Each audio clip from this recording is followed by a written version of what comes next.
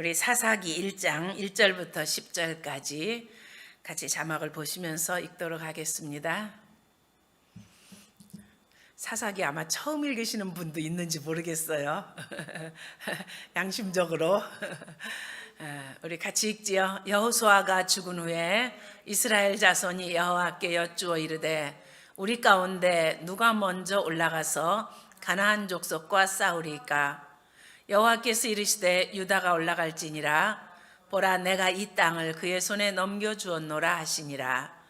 유다가 그의 형제 시몬에게 이르되 내가 제비 뽑아 얻은 땅에 나와 함께 올라가서 가나안 족속과 싸우자. 그리하면 나도 네가 제비 뽑아 얻은 땅에 함께 가리라 하니 이에 시므온이 그와 함께 가니라.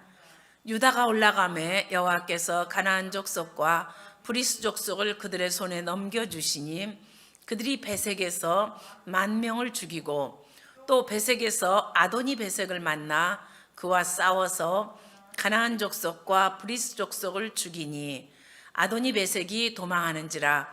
그를 쫓아가서 잡아 그의 엄지손가락과 엄지발가락을 자르매 아도니 베색이 이르되 옛적에 70명의 왕들이 그들의 엄지손가락과 엄지발가락이 잘리고 내 상 아래에서 먹을 것을 줍더니 하나님이 내가 항한 대로 내게 갚으심이로다 하니라.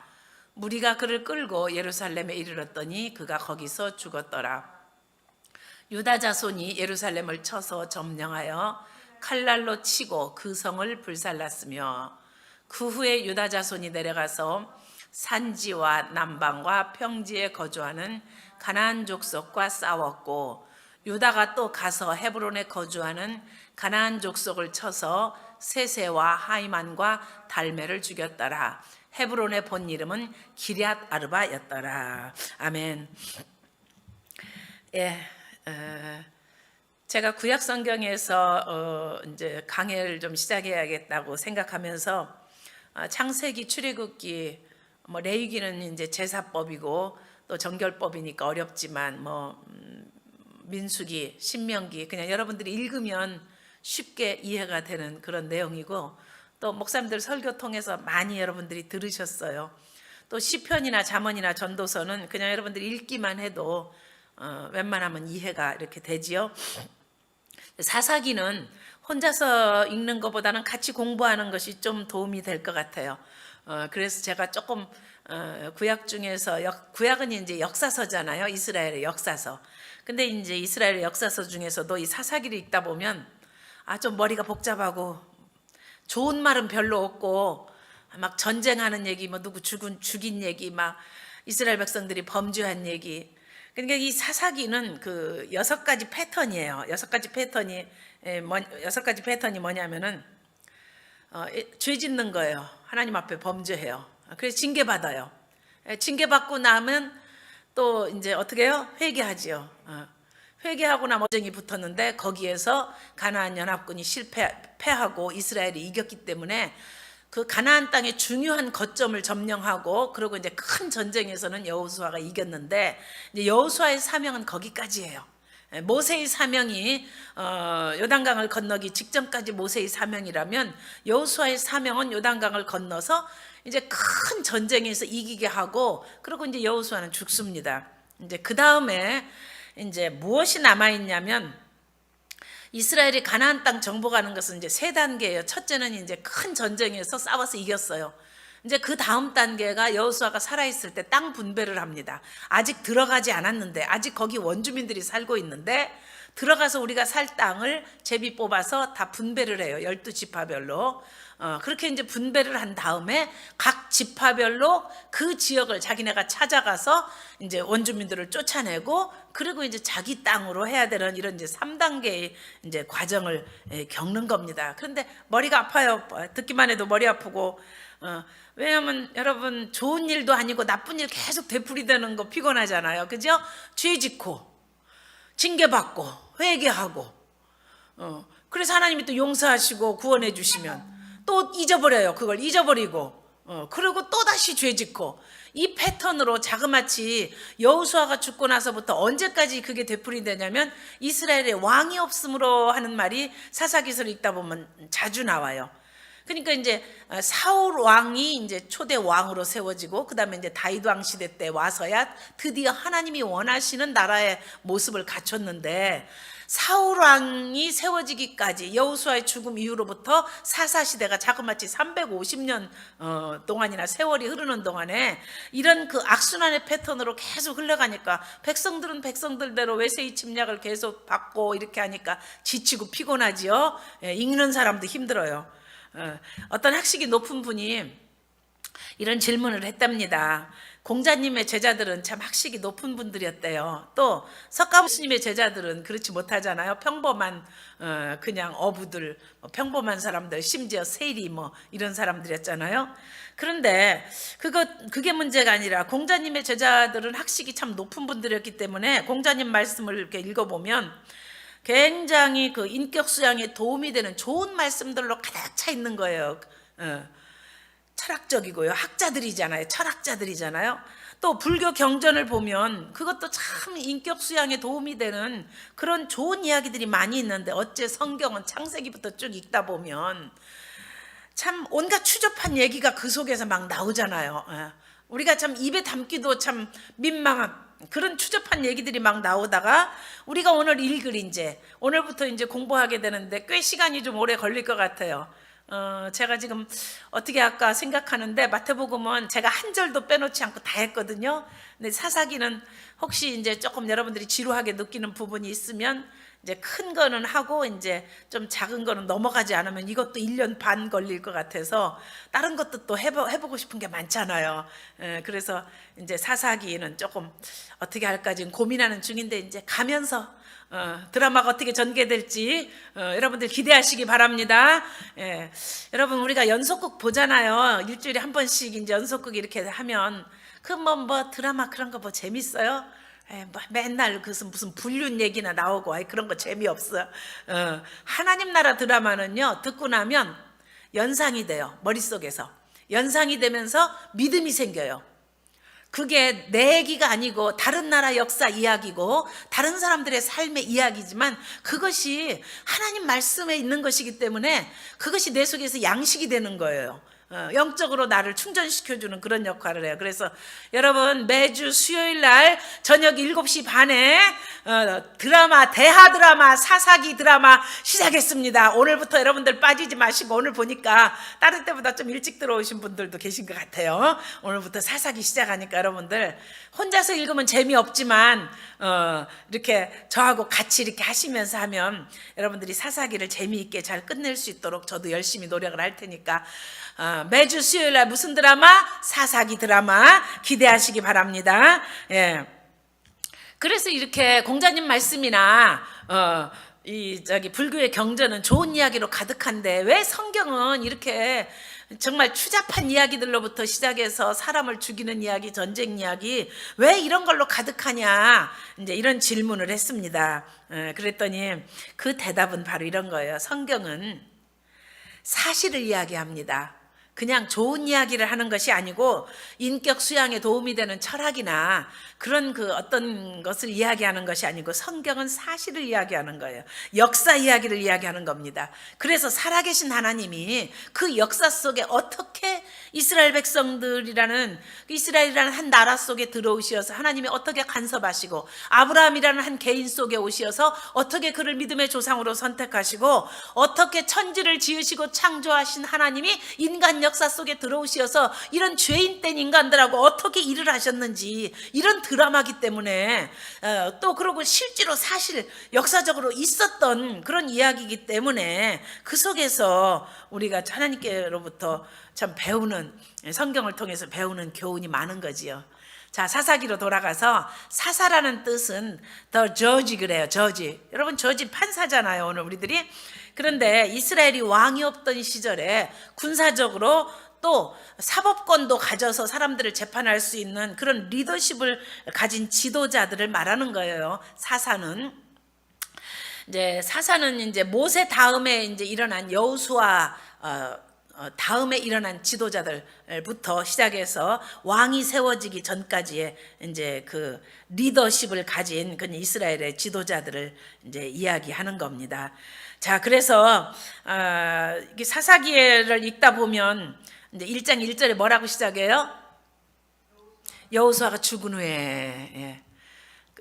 여호수아는 뭐부터 시작해요? 모세가 죽은 후에. 그래서 여호수아서의 시작은 모세가 죽은 후에. 위대한 민족의 지도자 모세가 죽었어요. 그래도 지도자는 죽었지만, 지도자는 이 땅에서 사라졌지만 하나님의 역사는 끝이는 게 아니에요.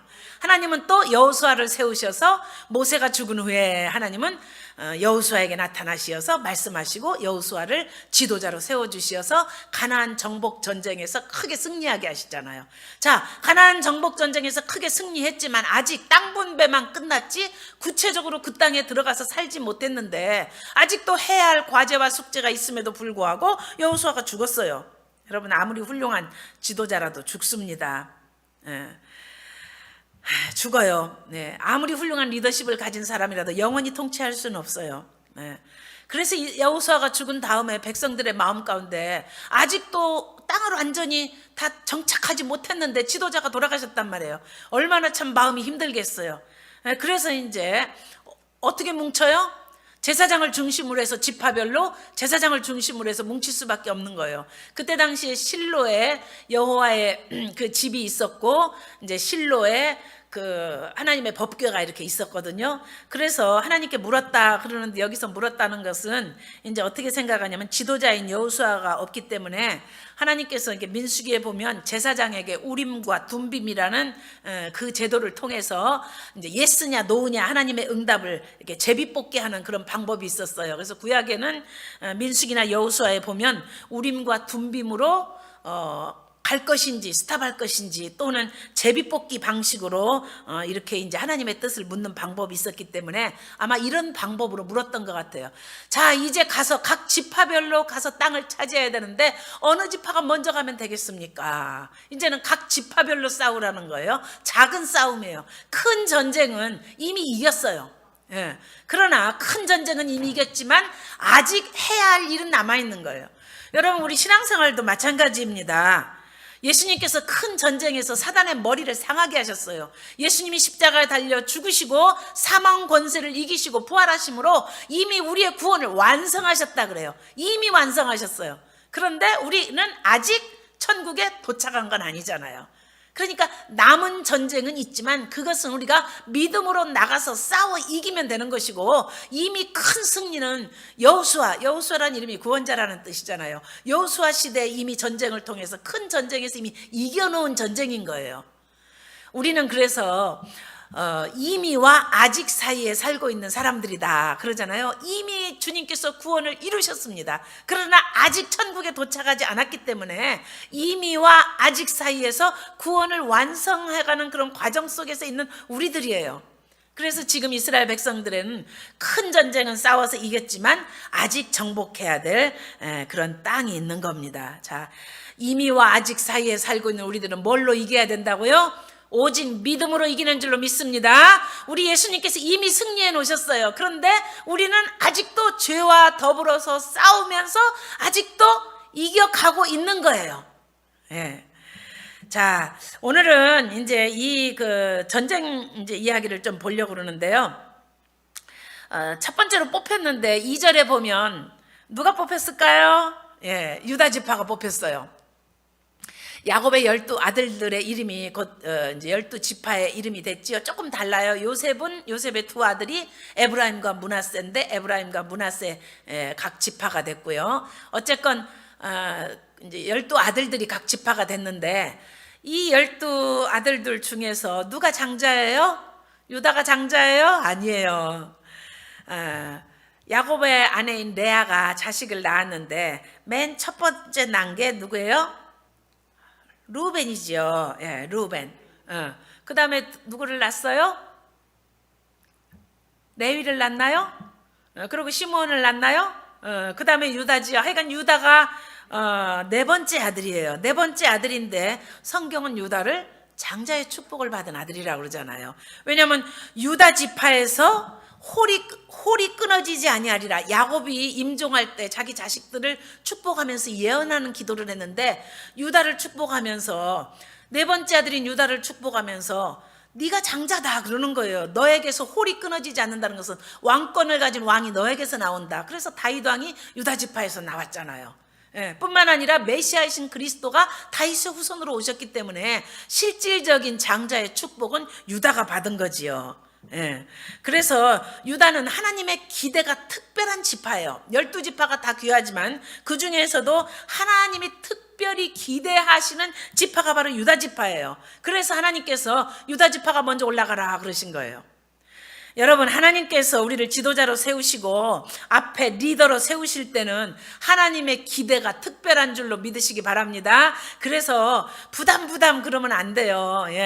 우리가 교회 리더가 되고 이렇게 정말 하나님께서 일을 맡겨주시면, 하나님께서 나에 대한 기대가 있으셔서 나를 이렇게 일꾼 삼아 주셨구나. 할렐루야. 난 목사 된 거 얼마나 감사한지 몰라요. 목사 된 거. 하나님이 내가 참 여자로 태어나서 참 하나님이 저에 대한 기대가 있으시다고 저는 그렇게 믿어져요. 바울도 그렇게 고백했잖아요. 나를 충성되이 여기사 내게 직분을 맡겨주신 걸 너무너무 감사한다고요. 제가 요새 이런 얘기를 너무 자주 해서 죄송한데요. 내가 참 내 친구 목사님들, 남자 목사님들을 얼마나 그냥 똑같이 신학교 졸업했는데 여자들은 목사 한 수도 안 주고 다 전도사야. 내 친구들 여자들은. 그래도 나는 다행히 이제 저기 목사님하고 결혼했기 때문에 당회장님 사모님이라고. 또 내 전도사 친구들이 나를 만나면 아이고 당회장님 사모님이신데 그러면서 어려워해요 또. 왜냐하면 조금 한국은 권위주의 그런 게 있어서 여자 전도사는 꼭 마치 목사님의 무슨 아래 직원인 것처럼. 근데 그러면 안 되는 거거든요. 저는 그런 시스템은 아주 좋아하지 않아요. 똑같이 신학을 공부했는데 여자라는 이유로 참 미안했어요. 그 신학생들, 그 같은 여자 동기들 보기에 참 미안했어요. 그래 내가 맨날 남자 목사님들 설교할 때마다 배 아파가지고 우리 친구들이 부흥회하면 그 교회 부흥회 뒷자리에 가서 앉아가지고 난 속으로 배 아파가지고 나도 남자로 태어났으면 얼마나 좋았을 텐데, 나도 설교하고 싶은데, 나도 말씀 전하고 싶은데. 근데 정말 한 분은 친한 친구 한 분은 돌아가셔서 벌써 천국 가 있으니까 설교 안 해도 되고 이제 찬송만 하겠지요. 한 분은 또 리타이어 하시고 얼리 리타이어 하시고. 나만 요새 아직도 무대에 남아있다니까. 난 그래서 얼마나 좋은지 몰라. 다 저만 그러겠어요? 저만 그러겠어요? 여러분들이 교회에서 리더로 부르심을 받았을 때는 목장의 목자로, 또 여러분들을 교회 직분자로 하나님 여러분들을 부르셨을 때는 여러분들을 향하신 하나님의 기대가 있으신 거예요. 유다 지파가 넷째 아들이지만 큰 아들이 됐잖아요. 그 앞에 있는 사람들이 다 이렇게 장자의 직분을 받지 못한 것은 성경에 이제 보면 이유가 나와요. 근데 어쨌건 유다가 허물이 없어서 그런가요? 유다는 자기 며느리 다말에게서 아들을 낳았잖아요.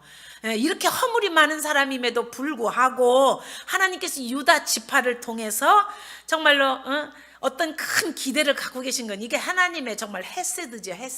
헤세드라는 건 뭐냐면 은혜라는 말로도 표현이 안 되는 단어가 헤세드예요. 우리나라 말에 정이라는 말이 있는데 그거는 영어로 표현이 안 돼요. 이건 사랑도 아니고 우정도 아니고 정. 우리 한국 사람은 정으로 산다 그래요. 그런 것처럼 이 헤세드라는 그 히브리 말이 은혜로 보통 번역을 하고 자비로도 번역을 하는데 그걸로도 잘 표현이 안 되는 그런 말이에요. 그냥 헤세드라는 말이에요. 정말 하나님의 전적인 헤세드예요. 하나님의 전적인 은혜요, 자비요, 뭐라고 표현할 수 없는 전적인 하나님의 그런 그 사랑인 거예요. 하나님이 유다를 지도자로 세우실 때 특별한 하나님의 기대가 있으셔서 제비뽑기를 했든지 아니면 우림과 둠빔으로 했든지 유다 지파가 네가 첫 번에 올라가라 이렇게 된 거예요. 여러분, 하나님으로부터 부르심을 받아서 하나님이 첫 번째 올라가라, 네가 먼저 희생해라, 네가 먼저 나가라 하면 아멘 할렐루야 하고 나가시기 바랍니다. 왜 하나님이 앞장서서 일하게 하세요? 하나님의 기대가 있는 지파이기 때문에 그래요. 그러면 하나님은 능력도 없는데 무조건 앞장서서 가게 하시느냐? 그게 아니에요. 하나님은 이미 능력을 주셨어요. 유다 지파가 12지파 중에서 숫자가 제일 많아요. 남자 군사력이 있는 군대에 나갈 수 있는 남자의 숫자가 제일 많다는 것은 그만큼 군사력이 강하다는 얘기예요. 만약 하나님께서 나에게 어떤 사명을 주시고 네가 먼저 앞장서라 이렇게 할 때는 하나님께서 나에게 그런 능력을 이미 주셨다는 얘기예요. 하나님이 숫자가 많은 힘이 있는 유다 지파에게 먼저 올라가라고 그랬어요. 왜? 첫 번째 나가서 싸우는 사람이 이겨야지 그 다음 사람들이 용기를 얻어서 뒤따라가지요. 첫 번째 나가서 싸웠는데 지고 돌아왔다? 그러면 그 다음 사람들이 겁을 먹고 위축되잖아요. 그러니까 하나님께서 유다 지파를 세워서 보내실 때는 유다 지파에 대한 기대감이 있으시고 또 유다 지파에게는 이미 숫자적으로 자식들을 많이 줬어요. 똑같이 한 사람으로부터 출발했는데 역사가 흐른 다음에 보니까 유다 지파는 남자들 특히 자손들이 더 많이 번성을 한 거예요. 그만큼 하나님이 군사력을 주신 겁니다. 여러분, 장자는 장자의 사명을 감당해야 장자인 줄로 믿습니다. 그렇죠? 예. 장자는 장자의 사명을 감당해야 되는 거예요. 영적인 장자인 유다 지파는 하나님이 앞장서라 할 때 아멘 하고 순종해서 나갔어요. 예. 아유, 우리 아니에요. 딴 지파부터 먼저 보내세요. 그렇게 안 했어요. 아멘 하고 순종하고 나갔습니다. 받은 축복이 큰 만큼, 하나님의 기대가 큰 만큼 먼저 솔선수범해야 되는 줄로 믿으시기 바랍니다. 하나님의 기대가 큰 만큼 먼저 희생하고 먼저 순종하시는 그런 여러분 되시기 바랍니다. 예. 그래서 이렇게 순종하고 이렇게 나아갔는데, 순종하고 나아갈 때 참 하나님께서 2절에 보면 참 희한한 말씀을 하세요. 아마 이 말씀은 제비뽑기만 한 게 아니고 그 가운데 기도하는 성령 충만한 어떤 지도자나 아니면 제사장이 이런 말을 한 것 같아요. 2절에 보면 뭐라고 그러냐면 여호와께서 이르시되 유다가 올라갈지니라 보라 내가 이 땅을 그의 손에 넘겨 주었노라 하시니라. 아직 전쟁도 안 했어요. 예, 아직 그 땅에 안 갔습니다. 근데 하나님 뭐라고 하셔요? 내가 넘겨 주었노라. 이미 승리를 선언하신 거예요. 하나님의 약속은 이미 이루어진 것처럼 믿고 받아들이는 사람에게는 그 약속이 그대로 성취되는 줄로 믿으시기 바랍니다. 이런 때는 여러분들이 집에 앉아서라도 아멘 그래야 돼요. 아멘 그래야 돼요. 아멘 할 때 그게 내게 되는 거예요. 예. 아멘 그래야 돼. 아멘. 하나님의 약속은 그것이 이미 이루어진 줄로 믿고 기대하고 온전한 순종을 하는 자에게 그대로 성취되는 줄로 믿으시기 바랍니다. 아멘. 아멘. 예, 아멘이에요. 자, 전쟁사 중에서 한 가지 기록이 나오는데 이제 이런 게 재밌는 거예요. 이런 게 여러분 드라마 보면 저는 시간이 없어서 못 보는데 나중에 이제 좀 늙어가지고 설교도 안 하고 시간 많아지면 나는 좀 세상 드라마 중에서 보고 싶은 게 뭐냐면 역사 드라마, 전쟁 이야기 이런 거 보면 되게 재밌더라고요. 사사기 뭐 여호수아 이런 거 보는 것 같아. 재밌어요. 그런데 오늘 유다 지파가 전쟁을 하는데 재미있는 이야기가 있어요. 무슨 재미있는 이야기가 있냐면 4절 5절 한번 볼까요? 베색이라는 동네에 갔어요. 유다가 올라가매 여호와께서 가나안 족속과 브리스 족속을 그들의 손에 넘겨주시니 그들이 베색에서 10,000명을 죽이고 그래. 베색에서 10,000명을 죽였다. 그리고 나서 아도니 베색이 도망하는지라 그래요. 아도니 베색이 도망하는지라 그죠? 또 5절에 보면 또 베색에서 아도니 베색을 만나 그와 싸워서 가나안 족속과 브리스 족속을 죽이니 아도니 베색이 도망하는지라 그를 쫓아가서 잡아 그의 엄지손가락과 엄지발가락을 자르매. 자, 이제 요럴 때 여러분들이 아도니 베색을 만났던 베색을 갔던 아이고 뭐 모르는 지명 이름이고 모르는 사람 이름이다 이렇게 하면 재미가 없는 거예요. 베색은 지명입니다. 그런데 아돈이라는 것은 주인이라는 뜻이에요. 주인. 아도나이 그러죠? 주여 할 때 아도나이 그래요. 구약에서. 아도니는 주인이라는 뜻이고 베색은 지명 이름이니까 그 베색 땅의 주인 곧 왕이라는 거예요. 이 사람을 붙잡았는데 그 사람을 붙잡아서 엄지손가락 2개를 잘랐어요. 이걸 왜 잘랐어요? 무기를 앞으로 사용하지 못하도록. 엄지손가락이 없으면 무기를 사용하지 못하잖아요. 또 엄지발가락 2개를 잘랐어요. 멀리 도망하지 못해요. 엄지발가락 2개 자르고 없으면. 자, 이렇게 했는데 이 아도니 베색이라고 그러는 그 베색 그 땅의 왕이 뭐라고 얘기하냐면 내가 옛적에 70명의 왕들을 잡아가지고 그들의 엄지손가락과 엄지발가락을 자르고 내 상 아래에서 기어다니면서 주워 먹으라고 이렇게 개처럼 취급하면서 음식을 던져주면 주워 먹게 했더니 하나님이 내가 행한 대로 내게 갚으셨다. 무리가 그를 끌고 예루살렘에 이르렀더니 그가 거기서 죽었더라. 여기서 이제 하나님이라는 것은 히브리 원어에 보면 우리가 믿는 여호와 하나님을 이야기하는 것이 아니고요.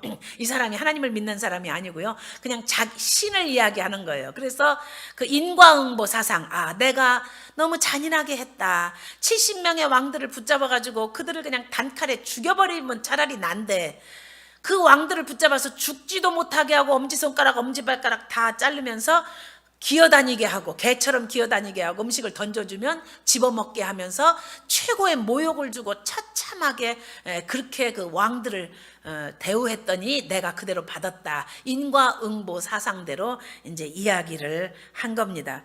하나님께서 이스라엘 백성들에게 가나안 땅을 주신 이유가 나오지요. 모세가 이야기하잖아요. 너희가 의롭기 때문이 아니고 가나안 땅에 살고 있는 원주민들이 너무 악하기 때문에 내가 그들을 진멸하는 거다. 굉장히 그 전쟁을 치러도 너무 비인격적이고 인간성이 없고 잔인하고 아주 그 악랄한 그런 그 백성의 완악함 때문에 하나님께서 가나안 땅을 진멸하신 거지요. 가나안 백성들이 착하고 선한데 하나님께서 그걸 뺏어가지고 이스라엘 백성들에게 주시면 공의의 하나님이 아니잖아요. 근데 가나안 백성들이 그렇게 완악했던 것처럼 이 아도니 베색이라고 그러는 베색의 왕, 이름이 아니고 베색 왕도 완악하기 그지없는 그런 왕이었는데 자기가 70명의 그 주변 그 조그만한 그런 왕들에게 행한 대로 자기가 심판을 받았다. 이제 그런 이야기입니다. 어쨌건 전쟁터에 나간 유다 지파는 가장 강력한 왕인 아도니 베색을 잡아 죽이고 그리고 나서 이제 그 땅을 점령하는데 결정적으로 승리를 한 겁니다. 자, 그런데 유다 지파가 승리한 것은 하나님의 말씀을 믿고 전적으로 순종하고 그리고 하나님의 기대에 어긋나지 않는 장자의 역할을 감당하기 위해서 하나님께서 약속을 하신 것을 붙잡고 이제 나아갔지만 또 한 가지 유다 지파가 전쟁에서 이길 수 있었던 그런 것이 있는데 그건 뭐냐면 유다 지파는 전우회를 가진 형제 지파와 함께 갔어요. 누구에게 요청했어요? 3절의 말씀에 보면 3절에 보면 그랬죠? 유다가 그의 형제 시므온에게 이르되 내가 제비 뽑아 얻은 땅에 나와 함께 올라가서 가나안 족속과 싸우자. 그리하면 나도 네가 제비 뽑아 얻은 땅에 함께 가리라 하니 이에 시므온이 그와 함께 가니라. 이건 무슨 말이에요? 자기 형제 시므온 지파에게 가서 우리 죽어도 같이 죽고 살아도 같이 살자. 우리 싸울 때 네가 같이 가서 싸워주면 목숨 걸고 싸워주면 우리도 니네 땅 차지할 때 목숨 걸고 같이 가서 싸워줄게. 저는 참 이걸 전우회라고 그래요. 여러분 인생에서 힘들고 어려운 일이 있을 때 참 전우회가 있는 사람이 한 사람만 있어도요 얼마나 좋은데요. 인생길에서 함께 싸워줄 수 있는 전우회가 있는 그런 전우가 있는 사람은 복 있는 사람인 줄로 믿으시기 바랍니다. 여러분 부부도 전우잖아요. 전우 같이 고생하잖아요. 그죠?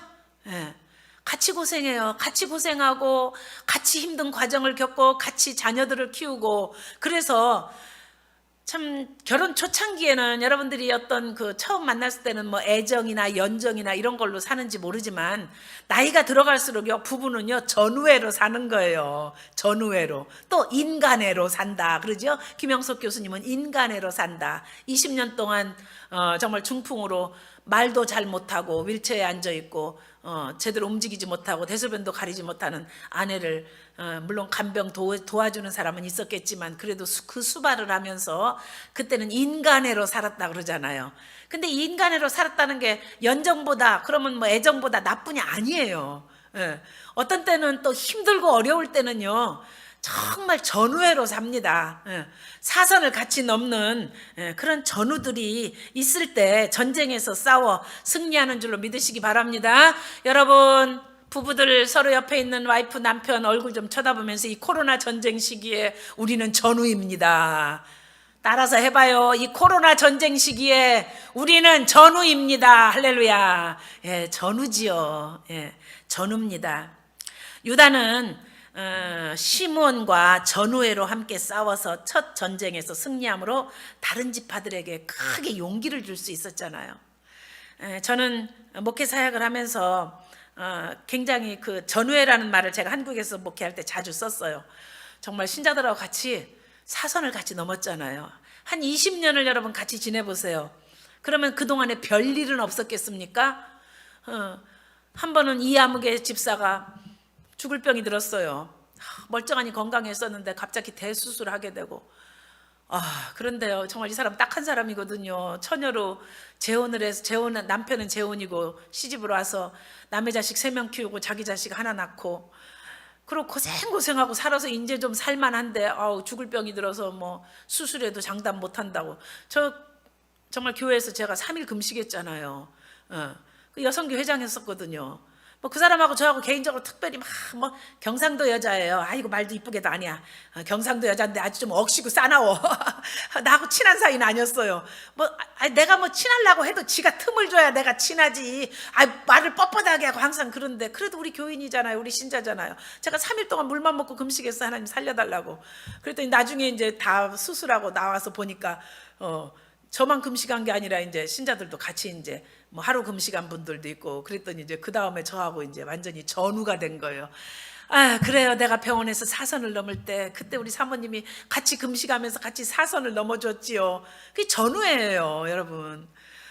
정말 물론 신자들이 어려운 일이 있을 때 목사도 같이 전우회를 가지고 같이 그 사선을 넘어야 되고요. 또 목사는 어떤 신자들에게 전우회를 느끼느냐면요, 교회가 힘들 때, 목회 사역에 어려운 일이 있을 때, 그런 때 정말로 어려운 일에 같이 이렇게 전우회를 가지고 같이 가주는 성도가 있으면요, 그런 성도에 대해서는요, 정말 그 긴 세월 동안 우리가 사선을 넘고 넘어 전후의 시체를 뭐 넘고 넘어 이 정말로 이 어려운 고비를 같이 전후회를 가지고 여기까지 왔구나, 이렇게 생각하기 때문에 우리가 영적 전쟁에서 낙심하지 않고 갈 수 있는 힘이, 물론 하나님께서도 우리에게 힘을 주시지만 누구로부터도 힘이 나요? 같이 손잡고 가는 형제 시므온 지파. 네가 나랑 같이 가서 내가 죽으면 너도 같이 죽고, 네가 살면 나도 같이 살고, 또 다음에 니네 시므온 지파 땅을 싸우러 갈 때도 나도 같이 너와 함께 죽으면 죽고 살면 살고, 이렇게 하는 전우회가 있기 때문에 승리한 줄로 믿으시기 바랍니다. 여러분 참 중요한 말씀이에요. 그래서 아주 승승장구 이겼어요. 그래서 8절 9절 10절 이제 거의 끝나갑니다. 설교 오늘 드라마가 이제 거의 마지막 부분에 이르렀습니다. 10절까지 우리가 읽었잖아요. 8절, 9절, 10절 보면 이제 어떻게 전쟁이 이제 승리하는지 이제 쭉 나오죠. 유다 지파가 이제 예루살렘을 점령했잖아요. 다 안 읽을게요. 예루살렘을 점령했어요. 이제 그 다음에 어떻게 해요? 그 외 산지와 이렇게 남방, 그 남쪽 지역 또 평지에 거주하는 가나안 족속을 다 싸워서 이겼고, 어디까지 갔어요? 헤브론까지. 예루살렘에서 헤브론까지 이제 거기까지 간 거예요. 몰라요. 한 몇십 킬로 된대, 한 30킬로 된다고 하든가 뭐 제가 자세히 기억은 못 하겠어요. 근데 하여간 남쪽으로 헤브론까지 가는 거예요. 근데 10절에 참 중요한 말씀이 있어요. 굉장히 중요한 말씀인데 여러분들은 재미없는 말씀이에요. 유다가 또 가서 헤브론에 거주하는 가나안 족속을 쳐서 셋에 아히만 달메를 죽였더라. 헤브론의 본 이름은 기럇 아르바였더라. 자, 셋에 아히만 달메. 아이고 이름도 어렵네. 영어도 아니고 한국말도 아니고. 그런데 이 사람들이 얼마나 당시에 유명한 사람들인지 아세요? 제가 성경을 찾아봤더니요, 이 사람들 이름이요, 제가 찾은 것만도 3번이나 나와요. 3번이나. 얼마나 유명한 사람이면 성경에 이 사람들 3사람 이름이 똑같이 3번이나 나오는 거예요. 굉장히 유명한 사람들입니다. 우리가 그 당시를 안 살아서 그렇지, 그 당시 가나안 땅에 살고 있는 사람들한테는 이 사람들은 굉장히 유명한 사람이에요. 오늘날로 말하면 트럼프, 시진핑, 또 뭐 문재인 뭐 등등, 또 뭐 아이고 나 왜 요새 정신이 이렇게 없나. 새로 대통령 되신 분 누구지? 바이든 대통령. 남의 나라 이름은 가끔 이렇게 잊어버려요. 그래도 나 혼자 이렇게 신나서 웃으면서 하잖아. 여러분 재밌으라고 내가 이렇게 웃으면서 하는 거예요. 어떤 때 보면 나도 집에 들어가서 내가 또 혼자 설교해놓고 내 혼자 웃은 걸 보면 내가 조금 사람이 좀 나사가 빠졌나 싶기도 하고. 자, 셋에 아히만 달메. 누구같이 유명한 사람이라고요? 트럼프, 시진핑, 또 뭐 하여간 뭐 문재인, 그러니까 뭐 바이든, 이렇게 유명한 왕들 같은 이런 유명한 사람들이에요. 어디에 이 사람들의 이름이 나오냐면요, 민수기에 이 사람들 이름이 나와요. 12 정탐꾼들이. 고마워요. 우리 최일균 집사님이 미리 저렇게 딱 준비해줘서 여러분들이 성경을 안 찾아도 돼요. 또 네겝으로 올라가서 헤브론에 이르렀으니 헤브론은 애굽 소안보다 7년 전에 세운 곳이라. 헤브론의 역사가요, 애굽 땅의 소안성이라는 그 성보다도 7년이나 먼저 세운 곳이라서 이스라엘 땅에서도 헤브론이 그 역사가 가장 길은 그런 성이에요. 그곳에 아낙 자손 아히만과 세세와 달메가 있었더라. 가나안 정탐꾼들이 갔다 와가지고 아낙 자손인 아히만과 세세와 달메가 있었더라 그래요. 아낙 자손인. 자, 그리고 또 어디에도 있냐면요, 여호수아서 15장에도 이 사람들 이름이 나와요. 유명한 사람들이에요. 여호와께서 여호수아에게 명령하신 대로 여호수아가 기럇 아르바 곧 헤브론을 유다 자손 중에서 분깃으로 여분네의 아들 갈립에게 주었으니 아르바는 아낙의 아버지였더라. 기럇 아르바라 그랬지요. 헤브론을 기럇 아르바, 기럇이라는 것은 넷이라는 뜻이에요. 사. 그래서 이렇게 네 곳을 합한 그런 그 좀 이렇게 연합한 지역인 거예요. 아낙의 아버지 아르바라는 사람의 이름은 아낙 자손 그랬죠. 아낙 자손이 누구예요? 이 세 사람인데 그 아낙의 아버지더라 그래요. 갈렙이 거기서 아낙의 소생 그 세 아들 곧 세세와 아히만과 달메를 쫓아내었고, 그리고 이제 사사기에 와서 그것을 지금은 쫓아내었다. 여호수아에서는 그랬는데 사사기에 와서 이제는 완전히 가서 정착할 때는 가서 죽여버렸다. 이제 이렇게 나오는 거예요. 그러니까 여러분, 이 아히만, 세세, 달메 이 세 사람이 얼마나 유명한 사람들이에요. 유명한 사람들입니다. 좀 알아주시기 바랍니다. 알아주세요. 그런데 자, 이제 중요한 건 뭐냐면 갈렙이 40대에 가서 정탐꾼이었을 때 가서 봤잖아요. 아낙의 소생 세세, 아히만, 달메는 어떻게 생긴 사람들이냐면 쉽게 이야기하면 자이언트들이에요. 거인이에요. 다윗하고 싸운 골리앗이 자이언트들의 후예잖아요. 여러분 그 창조과학회에서 만드는 그런 동영상들 참 많으니까 그런 것 좀 들어가서 보세요. 그러면 옛날 사람들이 얼마나 등치가 크고 막 귀골이 장대했는지, 왜 그런 그 유전자가 이렇게 있었는지 이제 그런 것들이 다 나와요. 근데 하여간 옛날 그 아담이나 하와는 몸 사이즈가 오늘 우리 같은 몸 사이즈가 아니에요. 우리보다 대단히 크고 아주 장대한 그런 사람들이에요. 하여간 다윗하고 싸웠던 골리앗도 키가 얼마나 컸어요? 2m가 넘었잖아요. 2m가 훨씬 넘었죠. 2m가 2m 30인가 엄청 컸어요. 바로 그런 사람들이에요. 이 세세나 아히만이나 달메. 그냥 그것을 보고 와가지고 10명의 정탐꾼들이 헤브론에 가봤는데 우리 상대도 안 됩니다. 그래가지고 겁을 먹고 못 갔잖아요. 근데 갈렙은 그때 뭐라고 그랬어요? 그들은 우리의 밥입니다. 올라가야 됩니다. 하나님께서 우리에게 붙여주시면 그들은 우리의 밥입니다. 그래요. 근데 그때 이제 40년 전에 그 헤브론 땅을 정복하지 못했어요. 그 아낙 자손이 무서워서. 그런데 갈렙이 지금 나이 80이잖아요. 그런데 갈렙의 건강 상태가 40년 전이나 지금이나 똑같다는 거예요. 그때나 지금이나 내가 일반인이 헤브론 땅을 나에게 주시옵소서 하고 여호수아가 살아있을 때 간청을 하니까 여호수아가 헤브론 땅은 그럼 네가 가져라. 근데 가지지만 가서 싸워야 되잖아요. 그래서 갈렙이 거기서 아낙의 소생 그 세 아들 세세와 아히만과 달메를 쫓아내고, 그리고 나중에 가서 정착할 때는 이제는 죽이고 점령을 한 거예요. 그래서 자, 여기서 우리는 이제 뭘 볼 수 있냐면 이 참 첫날이니까 조금 길어요. 이제 5분만 더 합시다. 참 우리 앞에 세세나 아히만이나 달메 같은 그런 그 자이언트 같은 큰 문제가 있을지라도 갈렙은 어떻게 했어요? 그들은 우리의 밥이다. 그리고 40년 동안 이제 칼을 갈았잖아요. 그죠? 못 갔잖아요. 40년을 되돌아 했지만 다시 갔을 때는 어떻게 했어요? 온전한 순종으로. 그 유다 지파의 대표는 갈렙이에요. 갈렙이 군사를 이끌고 가가지고 시므온 지파와 함께해서 이제 정복을 한 거거든요. 40년 전에는 우리가 겁을 먹어서 실패하고 싸워보지도 못하고 뒤로 돌아 했지만, 그때도 너희는 우리의 밥이다라고 고백했던 것처럼 40년이 지나서 노인이 되었는데도 여전히 갈렙은 어떻게 해요? 너희는 우리의 밥이다 그러면서 가서 세세와 아히만과 달메 그 족속들의 이제 왕권과 같은 그런 사람들이잖아요. 그 사람들을 다 쳐서 점령하고 그리고 하나님의 약속의 땅을 차지한 거예요. 이 헤브론이라는 땅은요 굉장히 귀한 땅입니다. 이스라엘의 성지 중에서 예루살렘 다음으로 두 번째 성지인데요.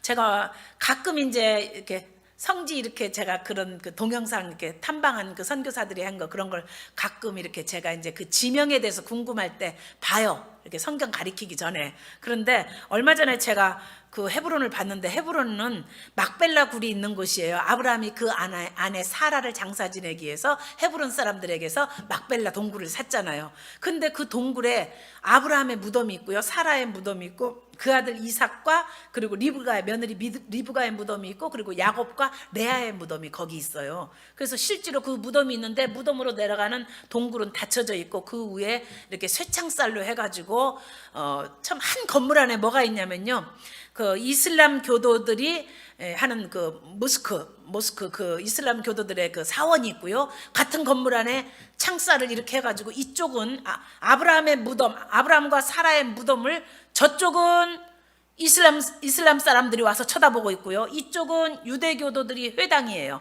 그래서 거기 와서 애들 뭐 이렇게 할례식도 하고 뭐 등등 이렇게 무슨 행사를 할 때 이렇게 하는 거예요. 그래서 이렇게 울타리가 쇠창살이 이렇게 있어서 관리는 그 이스라엘 군대들이 이렇게 지키고요. 그래서 지금도 그 헤브론에 있는 막벨라 굴은요, 거기가 그 정말 아브라함이 사라를 위해서 은 400세겔을 주고 산 그런 무덤이 거기 있어요. 근데 헤브론은 또 다윗 왕이 통일왕국의 왕이 되기 전에 30세에 유대나라의 왕으로 먼저 등극을 했잖아요. 유대지파의 왕으로. 그때 헤브론에서 왕위에 올랐더라 그래요. 그래서 굉장히 그 좀 유명한 성지입니다. 성지인데, 자, 저는 이제 오늘 말씀을 마무리하면서 여기서 무엇을 배우느냐? 누가 싸웠어요? 유다지파에서 갈렙이 선두주자가 돼서 예루살렘과 헤브론을 차지했어요. 자, 헤브론은 이미 자기들의 믿음의 조상인 아브라함의 무덤이 있는 그런 성지예요. 그런데 여러분, 훗날 다윗이 거기에서 왕위에 오르잖아요. 유다지파의 왕위로 올라요. 여러분, 저는 이제 이것을 오늘날 우리의 삶에 한번 적용을 시켜봤어요. 여러분들이 지금 믿음의 조상인 여러분들이 이 땅에 이민 와가지고 믿음으로 싸우잖아요. 꼭 우리가 뭐 땅을 사고 뭐 건물을 사는 것을 의미하는 것만이 아니고, 여러분들이 지금 믿음의 선한 싸움을 싸우잖아요. 믿음의 선한 싸움을 싸운 그 자리, 그 기반이 바로 여러분들의 후손들이 이 땅에서 정착하고 이 땅에서 여러분들의 후손들이 복을 받을 그런 자리를 만드는 거예요.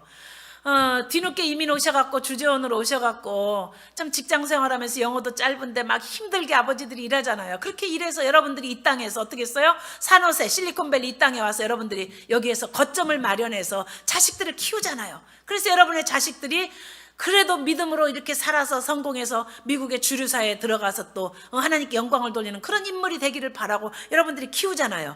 자, 그래서 이 믿음의 조상인 유다지파와 그리고 선두주자인 갈렙이 나아가서 싸워서 점령한 땅, 그 헤브론에서 그의 후손 대대에 와가지고 다윗 왕이 유다지파의 왕으로 등극을 하고요. 이렇게 참 훌륭한 일들이 일어난 겁니다.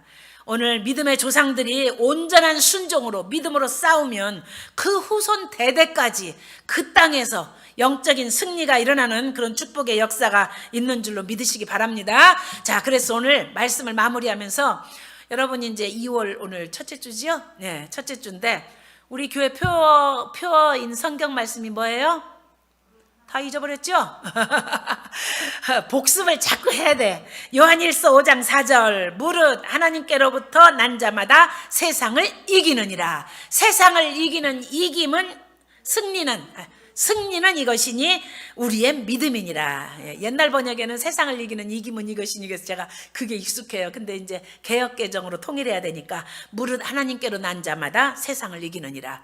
세상을 이기는 승리는 이것이니 우리의 믿음이니라. 갈렙과 유다지파가 믿음으로 예루살렘으로부터 시작해서 헤브론 땅까지, 남방 헤브론 땅까지 정복한 것처럼 여러분들이 이 땅에서 살면서 믿음으로 정복하게 되는 줄로 믿으시기 바랍니다. 세상을 이기는 승리는 우리의 믿음인 줄로 믿으시기 바랍니다. 여러분들이 믿음으로 승리해야 여러분들 자손대에 가서 다윗 왕과 같은 인물도 나오고 하나님이 쓰시는 그런 축복의 땅으로 우리가 싸운 영적 전쟁을 한 그 땅에서 하나님의 축복의 역사가 이어지는 줄로 믿으시기 바랍니다. 할렐루야. 이게 이제 사사기 시작인 거예요. 시작부터 신나지요. 근데 아니에요. 이제 다음 주부터 주면 다른 지파들이요. 계속 온전한 순종을 안 해서 이제 계속 이제 우리 머리를 아프게 해요. 자, 성공을 통해서도 실패를 통해서도 우리는 배우게 되는 줄로 믿습니다. 아멘. 기도합니다. 하나님 아버지, 사사기서 말씀을 시작했습니다. 하나님, 인간의 역사 속에 하나님이 들어오시어서, 한 나라의 역사 속에 하나님께서 들어오시어서 어떻게 그들의 정말로 죄를 짓고 그리고 징계를 받으면 회개하고, 또 회개하고 난 다음에는 하나님께서 회복시켜 주시면 또 하나님 회복시켜 주신 그 은혜를 또 잊어버리고, 그리고 또 다시 죄를 짓고 그보다 더 큰 죄를 짓고, 이런 6개의 패턴으로 악순환되는 350년 역사 동안의 사사기서를 보면서 하나님, 이 모습이 바로 우리 모습입니다. 우리 나라의 모습이고 우리 개인의 모습이고 우리 가정의 모습인 것을 우리들이 기억하게 하시고, 하나님, 이런 실패의 역사 속에서 우리가 배우고 깨달아서 우리가 어떻게 하나님의 뜻대로 살아나가야 할지 하나님 배우는 저희들 되게 하여 주시옵소서. 오늘 유다지파와 이제 갈렙이 하나님께 순종함으로 먼저 앞장서서 나아갈 때 하나님의 기대에 어긋나지 않는 왕을 생산하는 그런 지파로, 왕족의 지파로 하나님이 세우신 것처럼, 믿음의 장자로 세우신 것처럼 우리들도 하나님 영적인 장자로 그렇게 살게 하여 주시옵소서. 감사합니다. 매주 수요일마다 있을 사사기 강해 하나님께서 함께 하시고 하나님이 함께 하시는 그런 드라마를 우리가 보게 하여 주시옵소서. 예수님의 이름으로 감사하고 기도합니다. 아멘. 주기도문 하시고 이어서 계속해서 기도하도록 합니다. 소리 좀 크게 하시고, 새벽 기도 때보다는 좀 소리 좀 크게 하고, 그리고 같이 부르짖어서 기도합니다. 하늘에 계신 우리 아버지 이름이 거룩히 여김을 받으시오며, 나라 임하옵시며, 뜻이 하늘에서 이룬 것 같이 땅에서도 이루어지이다. 오늘 우리에게 일용할 양식을 주시고, 우리가 우리에게 죄진 자를 사하여 준 것 같이 우리의 죄를 사하여 주시고, 우리를 시험에 들게 하지 마시고 다만 악에서 구하시옵소서. 나라와 권세와 영광이 아버지께 영원히 있사옵나이다. 아멘.